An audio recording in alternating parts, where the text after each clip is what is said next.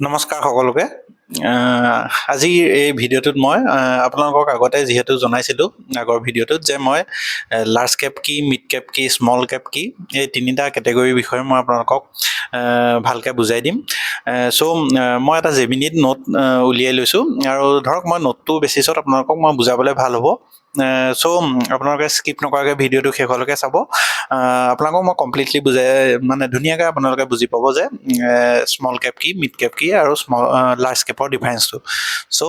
আহক ভিডিঅ'টো ষ্টাৰ্ট কৰোঁ। মই এইটো জেমিনাইত উলিয়াই থৈছোঁ আপোনালোকক বুজাবৰ কাৰণে। ইয়াত কি কোৱা হৈছে আপোনালোকে শুনক। ইয়াত কৈছে মাৰ্কেট কেপিটেলাইজেশ্যন মানে হৈছে শ্বেয়াৰ বজাৰত এটা কোম্পানীৰ মুঠ বজাৰৰ মূল্য, টোটেল ৱৰ্থ। বুজি পাইছে? আৰু তাৰ মাৰ্কেট কেপৰ ফৰ্মুলা হৈছে এটা শ্বেয়াৰৰ বৰ্তমান দাম পূৰণ বজাৰত থকা কোম্পানীৰ মুঠ শ্বেয়াৰৰ সংখ্যা। ধৰক এটা কোম্পানীৰ বজাৰত শ্বেয়াৰ আছে 1000টা আৰু বৰ্তমান শ্বেয়াৰটোৰ দাম হৈছে 100 টকা। 1000 পূৰণ 100 যদি কৰে তেতিয়া হয় 1 লাখ টকা। দেন সেইটো আপোনাৰ কোম্পানীটোৰ মাৰ্কেট কেপ বুলি কয়। যেনেকৈ আপুনি এতিয়া ধৰক ইয়াত মই এতিয়া স্কিনাৰ.ইনত দেখাইছোঁ এই ভেলুটো যে আছে যে মাৰ্কেট কেপটো সেই তেনেকৈ উলিয়াই মানে ৰিলায়েন্সৰ যিমান শ্বেয়াৰ আছে তাৰ লগত ৰিলায়েন্সৰ এতিয়া কাৰেণ্ট প্ৰাইচ 1308 টকা পূৰণ কৰিলে যিটো ভেলু হ'ব সেইটোকে মাৰ্কেট কেপ বুলি কয়। তেনেকৈ বিভিন্ন কোম্পানীৰ বিভিন্ন মাৰ্কেট কেপ হয়। সেই মাৰ্কেট কেপৰ বেচিছত তিনিটা ভাগ থাকে। এটা হৈছে লাৰ্জ কেপ, এটা হৈছে মিড কেপ, এটা হৈছে স্মল কেপ। সেইকেইটানো কি মই আপোনাক দেখাই দিছোঁ। লাৰ্জ কেপ কাক কয়, মিড কেপ কাক কয়, স্মল কেপ কাক কয় সেইটো মই আপোনালোকক বুজাই আছোঁ। তাৰ আগত মই আপোনাক এটা পইণ্ট কৈ লৈছোঁ যে ইয়াত চাওক, ইয়াত এইটো ইম্পৰ্টেণ্ট কথা আপোনালোকে শুনিব। বৈদেশিক প্ৰতিষ্ঠানিক বিনিয়োগকাৰী FII আৰু দেশীয় প্ৰতিষ্ঠানিক বিনিয়োগকাৰী DII যেনে মিউচুৱেল ফাণ্ড, পেঞ্চন ফাণ্ড বা বীমা প্ৰতিষ্ঠানসমূহে তেওঁলোকৰ মূলধনৰ 70 to 80% স্মল কেপ কোম্পানীৰ সলনি লাৰ্জ কেপ ষ্টকত বিনিয়োগ কৰাৰ মূল কাৰণসমূহ।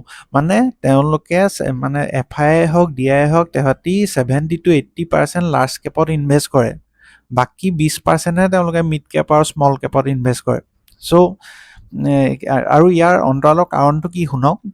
FII আৰু DII দৈনিক হাজাৰ হাজাৰ কোটি টকা বজাৰত বিনিয়োগ বা সংগ্ৰহ কৰে।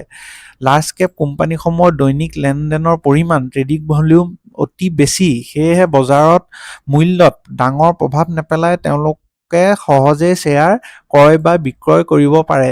স্মল কেপ ষ্টকত ইমান তাৰলতা নাথাকে। মানে সেইটো কথা কৈছে যে লিকুইডিটি মানে লাৰ্জ কেপত যদি তেওঁলোকে ট্ৰেড কৰে তেওঁলোকে মানে কিনা বেচাটো ধুনীয়াকৈ কৰিব পাৰে কাৰণ তাত ভলিউম সৰহ থাকে। মেইন ৰিজন এটা তেওঁলোকৰ সেইটো। ওপৰঞ্চি আৰু এটা চাওক, আৰু এটা কৈছে যে লাৰ্জ কেপ কোম্পানীসমূহ যেনে ৰিলায়েন্স, TCS, HDFC বেংক বজাৰত সুপ্ৰতিষ্ঠিত। অৰ্থনৈতিক মন্দাৱস্থাৰ সময়তো এই কোম্পানীসমূহ টিকি থাকিব পাৰে। আৰু এটা কাৰণ কৈছে স্মল কেপ কোম্পানীৰ তুলনাত লাৰ্জ কেপ শ্বেয়াৰ মূল্য অতি খৰতকীয়াকৈ হ্ৰাস বৃদ্ধি নহয়, মানে ভলেটাইলিটি নাথাকে। স্মল কেপবোৰ ওপৰলৈ ঘপচকৈ বাঢ়িব, হয়তো আকৌ তললৈও সিমান মানে সোনকালে গিৰি যাব পাৰে, কিন্তু লাৰ্জ কেপৰ ক্ষেত্ৰত সেইটো সহজে নহয়। ওপৰঞ্চি ইয়াত চাওক, প্ৰতিষ্ঠানিক বিনিয়োগকাৰীসকলৰ মুখ্য উদ্দেশ্য কেৱল এইটো কিবা মিছস্পেলিং দিছে। ধৰক ইয়াত কৈছে যে তেওঁলোকে কেপিটেল প্ৰিজাৰ্ভেশ্যনটোক মানে মূলধন যিটো ইনভেষ্ট কৰে তেওঁলোকৰ সেইটো যাতে সুৰক্ষিত স্থানত মানে খটুৱাব পাৰে সেইটোত গুৰুত্ব দিয়ে। সেইটো কাৰণে তেওঁলোকে জেনেৰেলি লাৰ্জ কেপক তেওঁলোকে প্ৰিফাৰ কৰে। ওপৰঞ্চি পেঞ্চন ফাণ্ড, LIC দৰে বীমা প্ৰতিষ্ঠান বা ডাঙৰ মিউচুৱেল ফাণ্ডসমূহৰ বাবে সেবি আৰু চৰকাৰী নীতি নিয়ম অনুসৰি নিৰ্দিষ্ট পৰিমাণৰ টকা বাধ্যতামূলকভাৱে লাৰ্জ কেপ ষ্টকতহে বিনিয়োগ কৰিব লাগে। সেইটো কাৰণে যে কয় আপুনি মিউচুৱেল ফাণ্ডৰ ক্ষেত্ৰতো শুনিব যে লাৰ্জ কেপত আপুনি পইচা থ'ব লাগে, লাৰ্জ কেপত ৰিস্ক কম।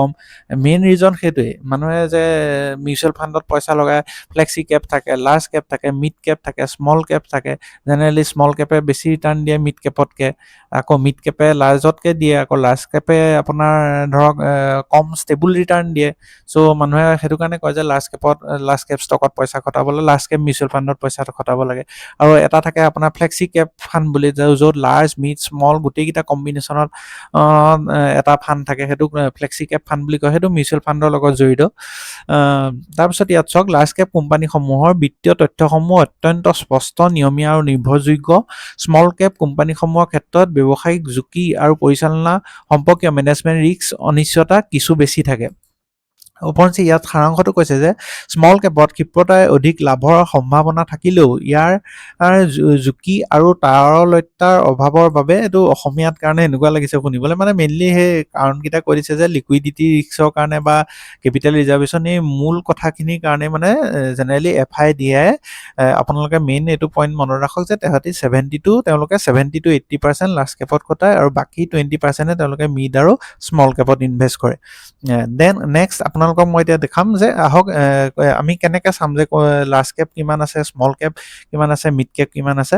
চ' আপোনালোকে প্ৰথম মই ইয়াত আপোনালোকক এটা স্ক্ৰীনাৰ দেখাই দিছোঁ স্ক্ৰীনাৰ.inত মই আপোনালোকক এটা স্ক্ৰীনছ দেখাম স্ক্ৰীন এইটো মই ক্ৰিয়েট নিউ স্ক্ৰীন কৰিলোঁ ইয়াত মই লিখিলোঁ মাৰ্কেট কেপিটেলাইজেশ্যন greater than 1 দিলোঁ ৰান আৰু তাৰপিছত মই ইয়াত মাৰ্কেট কেপিটেলাইজেশ্যন লোৱেষ্ট টু স্মলেষ্ট কৰিলোঁ মানে আটাইতকৈ ভাৰতৰ ডাঙৰ কোম্পানীটো এইটো মাৰ্কেট কেপ দেখিছেনে ৰিলায়েন্সতকৈ ডাঙৰ কোম্পানী নাই তাৰপিছত ভাৰতী এয়াৰটেল ৰিলায়েন্সৰ আপুনি ভেলু চাওক